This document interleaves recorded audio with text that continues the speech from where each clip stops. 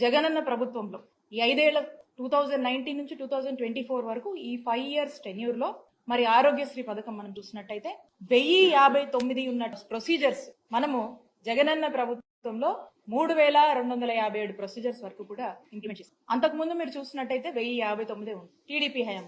సంవత్సరానికి 1000 కోట్లు మాత్రమే ఖర్చు చేసేటువంటి పరిస్థితి టీడీపీ హయాంలో ఉంది. మరి జగనన్న ప్రభుత్వం వచ్చాక ప్రతి సంవత్సరం సుమారు 3000 కోట్ల వరకు కూడా మరి ఈ ఆరోగ్యశ్రీకి మనం ఖర్చు చేసిన. అలాగే మీరు చూసినట్టయితే ఎంపానెల్డ్ హాస్పిటల్స్, నెట్వర్క్ హాస్పిటల్ రాష్ట్రంలో గత ప్రభుత్వంలో 1000 కన్నా తక్కువ ఉన్నటువంటి ఎంపానెల్డ్ హాస్పిటల్స్ వాళ్ళని ఎంకరేజ్ చేసి వాళ్ళకి కావాల్సినటువంటి ఫ్లెక్సిబిలిటీ, వాళ్ళకి కావాల్సినటువంటి ఫీసిబిలిటీ, వాళ్ళకి అన్ని విధాలుగా కూడా ఒక ఫ్రెండ్లీ వాతావరణాన్ని ఏర్పాటు చేసి వాళ్ళని ఎంకరేజ్ చేసి 1000 కన్నా తక్కువ ఉన్నటువంటి ఎంపానెల్ హాస్పిటల్ మరి 2300 హాస్పిటల్స్ పైగా కూడా విస్తరించేటువంటి అవకాశాన్ని జగనన్న ప్రభుత్వం నెట్వర్క్ హాస్పిటల్. మరి ఈ రోజున మనం చూస్తున్నట్టయితే ఈ రాష్ట్రంలో రాష్ట్ర ప్రజల్లో ఒక పెద్ద ఆందోళన నెలకొంది. అదేంటంటే మనం చూస్తా ఉన్నాము, కూటమి ప్రభుత్వం ఏర్పడ్డాక కూటమి ప్రభుత్వంలో ఉన్నటువంటి మంత్రి గారు వారు మాట్లాడుతా ఉన్నారు.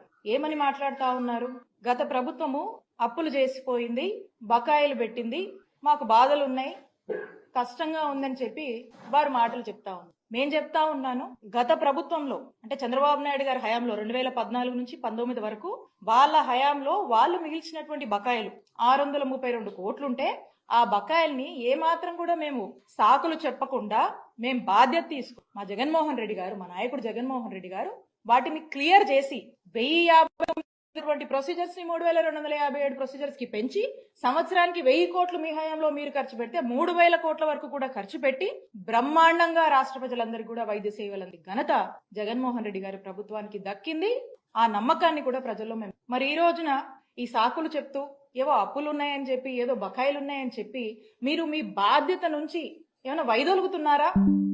మీరు ఏం ఇండికేషన్ ఇస్తున్నారు అనేటువంటి సందేహము ఈ రోజు రాష్ట్ర ప్రజలకు కలుగుతుంది తెలియజేస్తుంది. ఈ రోజున మీరు చూసినట్టయితే మేము అంటే మొన్న జనవరి వరకు కూడా ఏవైతే పెండింగ్ బిల్స్ ఉన్నాయో ఆరోగ్యశ్రీలో ఆ బిల్స్ అన్ని కూడా క్లియర్ చేసి జనవరి వరకు ఉన్నటువంటి పెండింగ్ బిల్స్ క్లియర్ చేసి ఆ తర్వాత మళ్ళా ఏదన్నా కొత్త బిల్స్ అరైజ్ అయితే అవన్నీ కూడా టెక్నికాలిటీస్ అంటే లైక్ అవన్నీ అప్లోడ్ చేసి మళ్ళీ మా వరకు వచ్చి మళ్ళీ పేమెంట్ అనేది ఇదంతా కూడా ఒక రికరింగ్ ప్రాసెస్ కంటిన్యూస్ గా వస్తూ ఉంటే ఇదంతా ఒక రికరింగ్ సైకిల్ అనమాట. సో మా వరకు జనవరి వరకు ఉన్నవి కూడా మా జగనన్న ప్రభుత్వం క్లియర్ చేసి ఆ తర్వాత ఫిబ్రవరి మార్చ్ ఏదైతే ఉందో అప్పటికి వచ్చినటువంటి అప్లోడ్ అయ్యి వచ్చినటువంటి మా దృష్టి ఏవైతే ఉన్నాయో అప్పటికి వచ్చేసరికి మార్చ్ లో ఎన్నికల కోడ్ వస్తే మీకు తెలుసు. ఆ కోడ్ వచ్చిన తర్వాత ఇక ఎన్నికలు అన్ఫార్చునేట్లీ మేము అధికారంలోకి రాలేకపో. సో ఇంకా అప్పటి నుంచి ఉన్నటువంటి ఏవైతే బిల్స్ ఉన్నాయో ఆ బిల్స్ ఇప్పుడు కొత్తగా కూటమి ప్రభుత్వం ఏర్పడిన తర్వాత ఆ బిల్స్ క్లియర్ చేసి మరి ఎక్కడా కూడా ఇంటరప్షన్ లేకుండా